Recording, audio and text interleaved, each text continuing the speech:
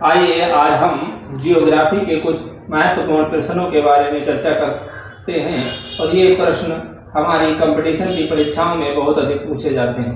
तो दोस्तों, कंपटीशन की परीक्षाओं के लिहाज से बहुत ही महत्वपूर्ण प्रश्नों पर आज हम चर्चा करने वाले हैं और ये प्रश्न हम 15 लेकर आए हैं। तो दोस्तों, इसे हम प्रश्नों को फटाफट देख लेते हैं और बिना देरी और बिना वक्त गवाए हम अपने प्रश्नों पर आते हैं। तो दोस्तों, हमारा पहला प्रश्न है कि किस तिथि को व कब से पर्यावरण दिवस मनाया जाता है, यानी कि पर्यावरण दिवस हमारा कब से और किस तिथि को मनाया जाता है।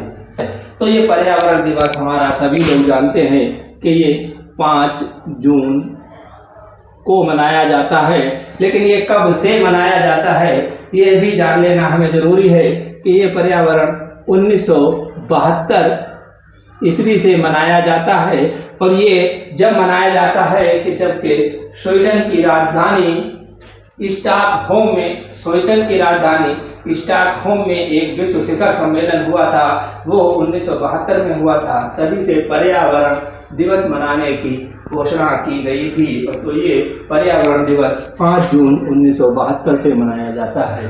बोस्फोरस जलडमरू मध्य किन 2 सागरों को जोड़ता है? तो ये बोस्फोरस जलडमरू मध्य जो है वो भूमध्य सागर में एक सागर है काला सागर और मरमरा सागर, यानी इन 2 सागरों को जोड़ता है। वो सागर है, एक है काला सागर और दूसरा सागर है मरमरा सागर। और ये भूमध्य सागर के उत्तर में है। तो दोस्तों, अगला हमारा क्वेश्चन है कि नियाग्रा जलप्रपात किन 2 देशों में है?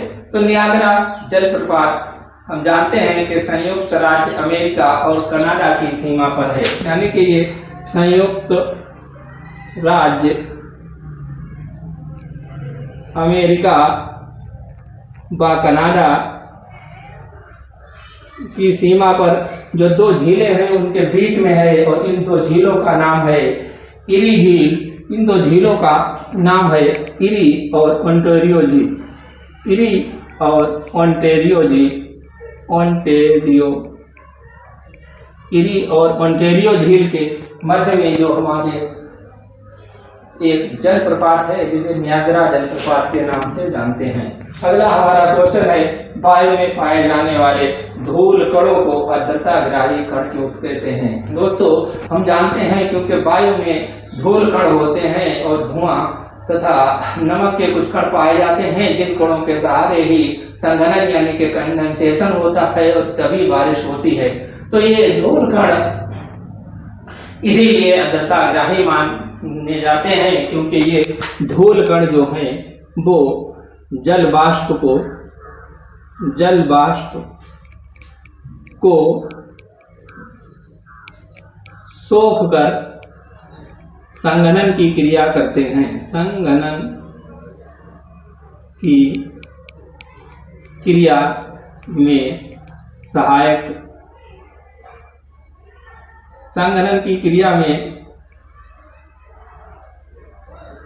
सहायक हैं और इन्हीं के पास ही जो है वो पानी की बूंदें बनती हैं। पानी की बूंद जो बारिश की बूंद बनती है वो इन्हीं कणों के सहारे बनती है, इसलिए इन कणों को आर्द्रताग्राही कण कहते हैं। अगला हमारा सवाल है कि पश्चिमी यूरोपीय देशों में चलने वाली पवनें हैं, क्योंकि ये पश्चिमी यूरोप में जो पवनें चलती हैं तो ये 40-45 से 60 पैंसठ के बीच में पवनें चलती हैं। तो इन पवनों को वेस्टर्लीज यानी कि पछुआ पवनें कहते हैं। तो ये पवनें जो हैं वो पछुआ पवनें हैं, मुख्यतः ये पछुआ पवनें हैं। तो दोस्तों, आप देखते जाइए कि आपको कितने सवाल जो हैं वो एक्चुअल सही होते हैं। अगला हमारा सवाल कि सिंध नदी का उद्गम स्थल कहाँ है, यानी कि अगला हमारा सवाल है कि सिंध नदी जो है उसका उद्गम स्थल कहाँ पर है, यानी कि सिंध नदी का उद्गम स्थल कहाँ पर है। तो इसका उद्गम स्थल जो है वो एक हिमानी से होता है, जिस हिमानी का नाम है कैलाश हिमानी। और ये वहाँ पर एक पहाड़ी भी है जिसे कैलाश पर्वत ही कहते हैं। तो कैलाश हिमानी से इसका उद्गम होता है। अगला सवाल है, विश्व की सबसे लंबी नदी कौन सी है? तो इसे तो सभी लोग जानते हैं, यानी जो ज्योग्राफी के स्टूडेंट हैं वो सब जानते हैं कि विश्व की सबसे लंबी नदी कौन है और विश्व की सबसे चौड़ी यानी भारी नदी कौन सी है। तो वो सबसे लंबी नदी जो है वो नील नदी है, और सबसे भारी नदी आप जानते हैं, कमेंट बॉक्स में बताएं कि वो कौन सी नदी है। संसार की सबसे गहरी खान कौन सी है? तो दोस्तों ये सवाल इस तरह से पूछते हैं तो बहुत जल्दी हम लोग फंस जाते हैं, यानी संसार की सबसे गहरी खान कौन सी है? खान तो है लेकिन सबसे गहरी खान कौन सी है और ये कहाँ पाई जाती है? तो दोस्तों संसार की सबसे गहरी खानें यानी ज्यादातर खानें दक्षिणी अफ्रीका में ही पाई जाती हैं। तो दक्षिण अफ्रीका में पाई जाने वाली खान मपोनिंग, दक्षिण अफ्रीका में पाई जाने वाली मपोनिंग खान यानी दक्षिण अफ्रीका में पाई जाने वाली मपोनिंग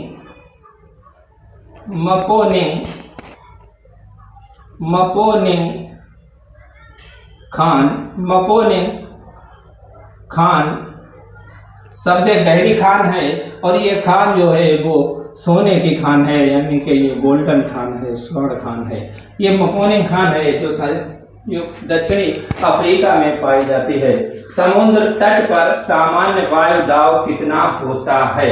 यानी कि ये वायु दाब हम अभी पढ़े हैं पिछले वीडियो में, तो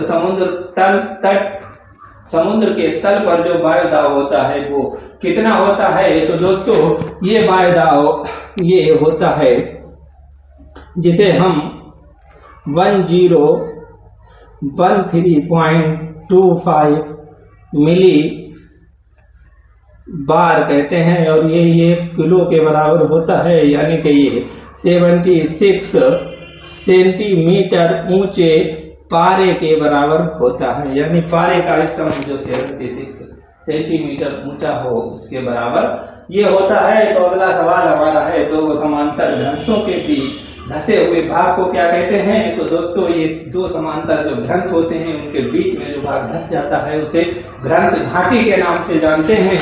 तो इसे हम कहते हैं भ्रंश घाटी, इसे हम कहते हैं भ्रंश घाटी के नाम से जानते हैं। और अगला हमारा क्वेश्चन है कि भारत में यूरेनियम मुख्यतः पाया जाता है। तो ये भारत में यूरेनियम मुख्यतः झारखंड राज्य में पाया जाता है। झारखंड, भारत में यूरेनियम मुख्यतः झारखंड राज्य में पाया जाता है। तो दोस्तों अगला हमारा सवाल है कि किस तत्व का निर्माण मनुष्य द्वारा किया जाता है? तो ये तत्व है जिसका निर्माण मनुष्य द्वारा किया जाता है उसे प्लूटोनियम कहते हैं। उस तत्व को प्लूटोनियम कहते हैं। ये प्लूटोनियम तत्व है जिसका निर्माण मनुष्य करता है, ये प्राकृतिक नहीं है। अगला सवाल है हमारा, खरीफ फसल कब बोई व काटी जाती है? यानी खरीफ की फसल कब बोई जाती है और कब काटी जाती है? तो इसके बोने का समय जो है वो जून है, और इसके पकने यानी कटने का समय जो है वो सितंबर है। यानी ये सितंबर से जून के बीच में ये फसल जो है वो काटी बोई जाती है। अगला सवाल है, दक्षिण पश्चिम मानसून कब से कब तक चलता है? हमारा दक्षिण पश्चिम मानसून जो है वो मई से और सितंबर तक चलता है। ये हमारा दक्षिण पश्चिम मानसून मई से सितंबर तक चलता है, सितंबर तक चलता है। अगला और अंतिम सवाल है कि जब जहाज अंतरराष्ट्रीय तिथि रेखा को पश्चिम से पूरब पार करता है तो उसकी तारीख में क्या होगा? यानी कमी होगी या वृद्धि होगी? तो दोस्तों हम जानते हैं कि अंतरराष्ट्रीय रेखा पर इस साइड में यदि रविवार है तो इस साइड में सोमवार होगा। तो यदि इधर पश्चिम और इधर पूरब, तो यदि पूरब से पश्चिम पार करेंगे तो ये सोमवार से हम रविवार में पहुंच जाएंगे उसी दिन। लेकिन अगर पश्चिम से पूरब पार करेंगे तो उसमें एक दिन जो है वो बढ़ जाएगा, यानी कि एक दिन की वृद्धि हो जाएगी, एक दिन की वृद्धि हो जाएगी। यानी कि हमें अगर हम 12 तारीख को पार करते हैं तो हमें अगले दिन फिर 12 तारीख मिल जाएगी, या इतवार को पार करते हैं तो हमें अगले दिन फिर एक और इतवार मिल जाएगा। तो इससे हमारा एक दिन बढ़ जाएगा। दोस्तों ये था आज का ज्योग्राफी का वीडियो। तो वीडियो अच्छा लगा हो तो वीडियो को लाइक करें और चैनल को सब्सक्राइब कर लें। हम इसी तरह के और वीडियो लाते रहेंगे। धन्यवाद।